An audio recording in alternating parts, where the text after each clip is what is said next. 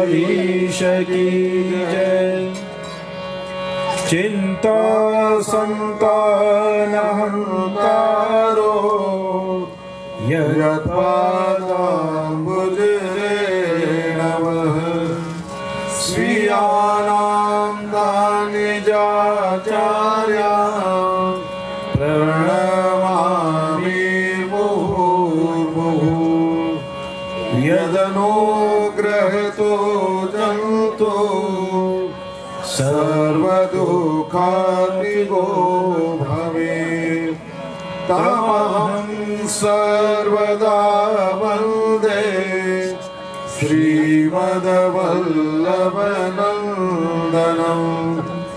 अज्ञानतिमिरान्धस्य ज्ञानाञ्जनशलाकया चक्षुरुन्मिलितं येन तस्मै श्रीगुरुवे नमः। नमामि हृदये शेषे लीलाक्षीरातिशायिनौ। लक्ष्मी सहस्रलीलाभिः सेव्यमानं कलानिधिं। चतुरभीश्च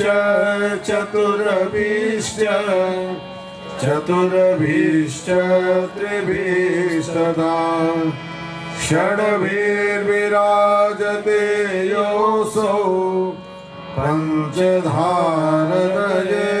मम। प्रभुरनन्दकुमारो मे स्वामिनी वृषभानुजा। कृतार्थोऽहं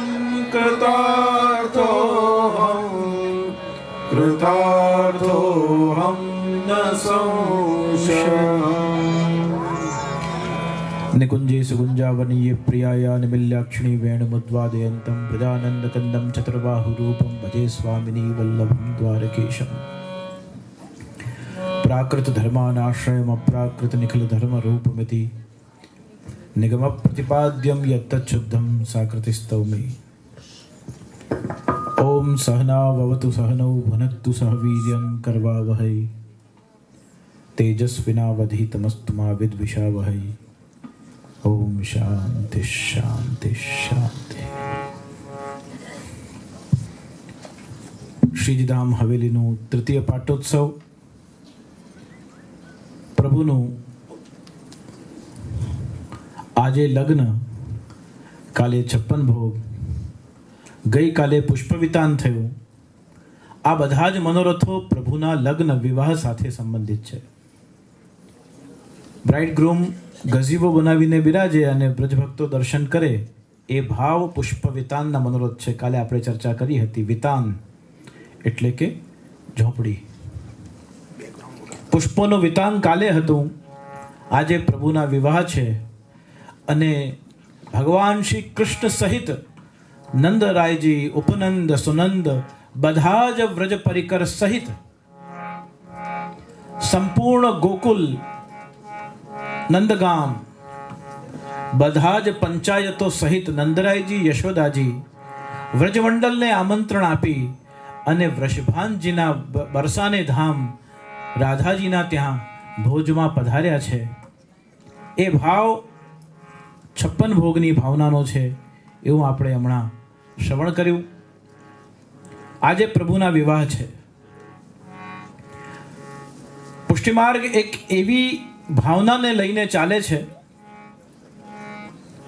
કે જ્યાં યથા દેહે તથા દેવે, જેવો વ્યવહાર આપણે પોતાના શરીર સાથે, જીવન સાથી અને સ્વજનો સાથે કરીએ છીએ, એવો સંબંધ અને એવો વ્યવહાર કરવાની પરવાનગી આપણને શ્રી મહાપ્રભુજીએ एक सर्व सामान्य जीव ने ये अधिकार आप्यो छे. उसकी मोहब्बत का ये गजब सा सिलसिला है. उसकी मोहब्बत का ये गजब सा सिलसिला है.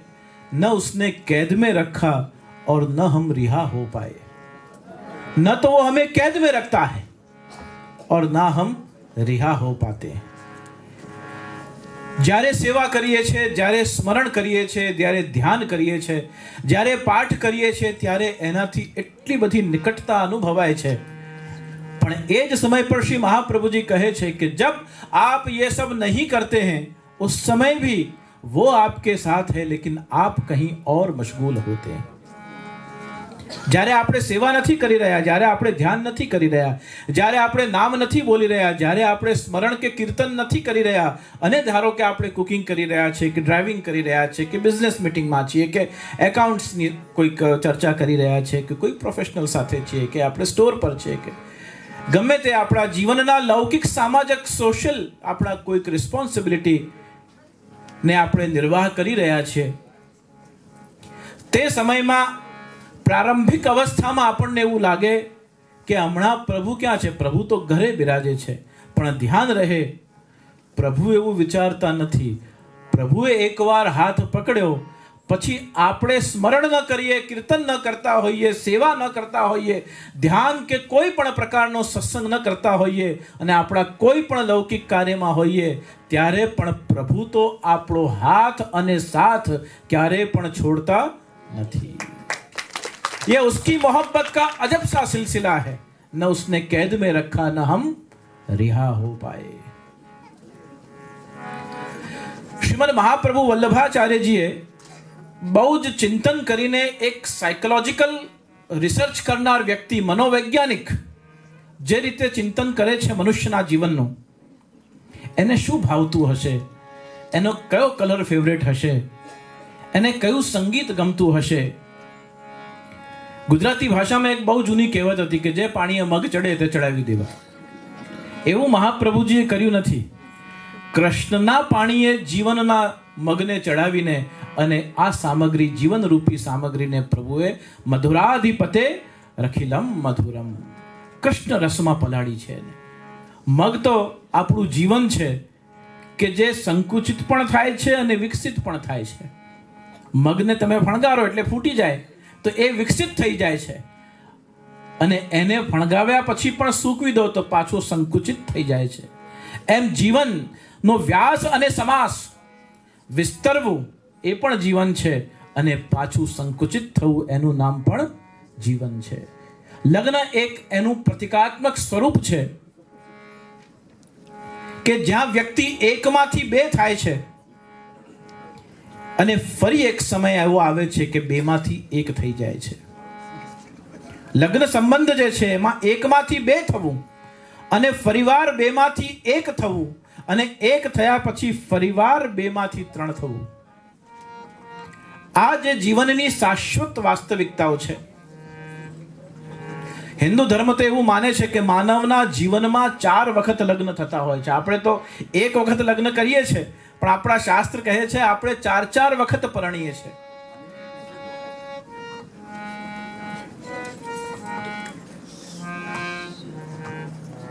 ચાર વખત આપણે પરણીએ છીએ. પહેલું લગ્ન મનુષ્યનું કયું છે?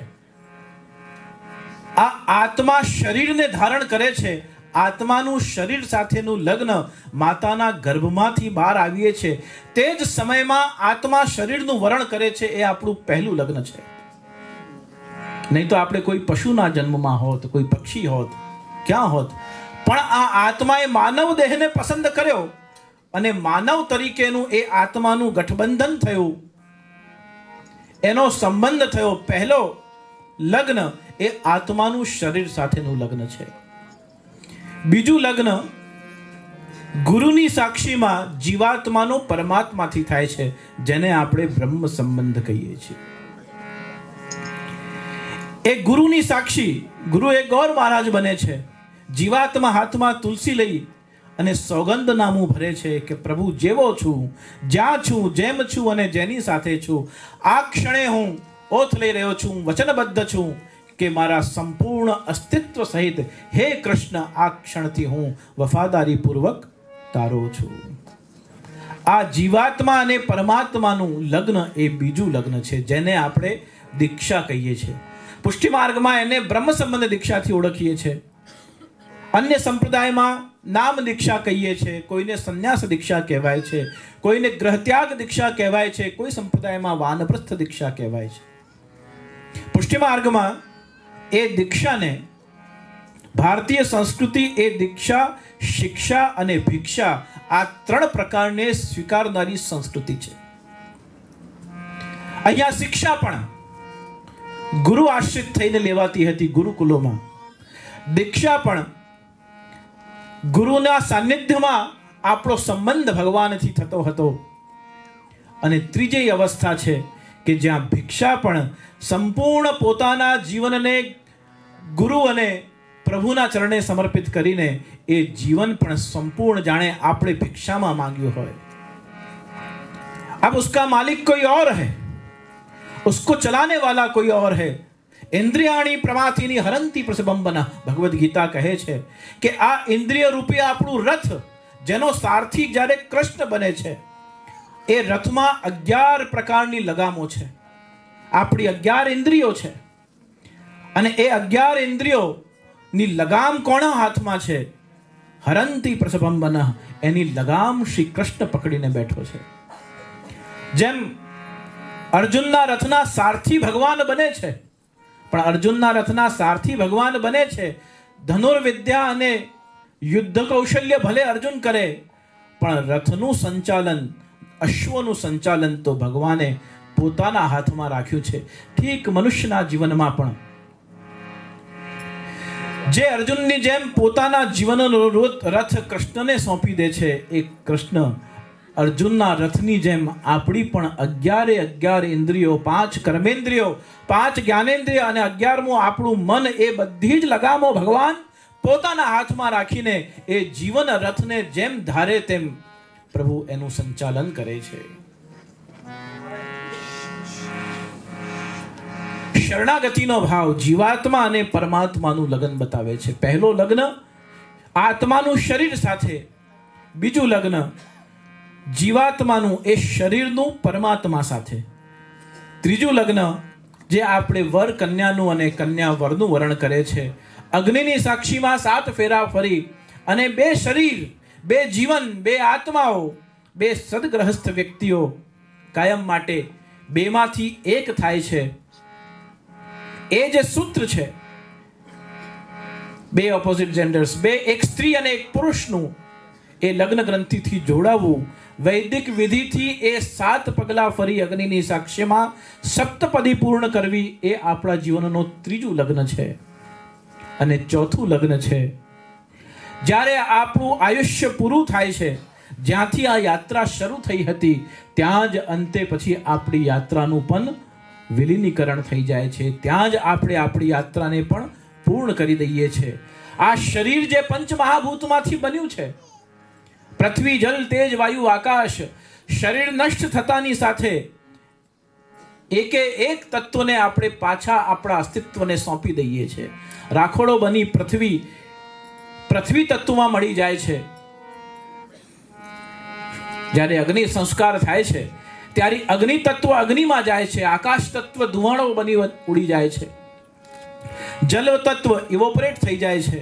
પૃથ્વી, જલ, તેજ, વાયુ, આકાશ, જ્યાંથી યાત્રા પ્રારંભ થઈ હતી અંતે ત્યાં જ ફરીવાર એનું જઈને મળી જવું, એ જ આ પ્રકૃતિ સાથેનું પુરુષનું એટલે કે જીવાત્માનું લગ્ન છે. જેનાથી આ બન્યું હતું ત્યાં જ એનું વિલીન થઈ જવું. યાત્રાનો પ્રારંભ પણ લગ્ન છે અને યાત્રાનું અંત પણ લગ્ન છે. આત્માનું શરીર ધારણ કરવું લગ્ન છે અને શરીરનું પાછું જ્યાંથી બન્યું હતું તેને સુપ્રત કરી દેવી, એની સંપત્તિ, એ પણ લગ્ન છે. 4 પ્રકારના લગ્નો આપણા શાસ્ત્રોએ સ્વીકાર કર્યા છે.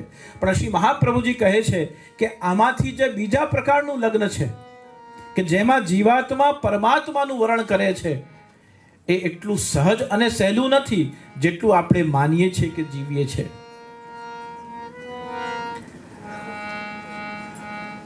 ઋષિમુનિઓની હજારો વર્ષની તપસ્યા ક્ષણભર માટે પ્રગટે અને અંતર ધ્યાન થઈ જાય અને આપણા ઘરે પધારીને આપણું ખાનપાન, રહેનસહેન, વ્યવહાર, વાણી, વિલાસ, વ્યવહાર બધું એને ખબર હોવા છતાં પણ હજારો વર્ષની તપસ્યા બાદ ક્ષણભર માટે ઋષિ મુનિઓ સામે, તપસ્વીઓ સામે પ્રગટ થતો હતો.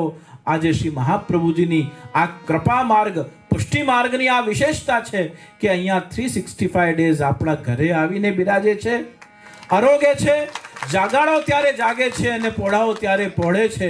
જે હજારો વર્ષની તપસ્યાનું ફળ હતું, શ્રી મહાપ્રભુજીએ એને શાશ્વત પરિણામ, એનો કાયમી પરિણામ પરમ ફલ સ્વરૂપે શુકમુખાદત દ્રવ સંયુતમ શ્રીમદ ભાગવતમ રસમાલયમ મુહુરહો રસિકા ભૂરી ભાવુકાહ.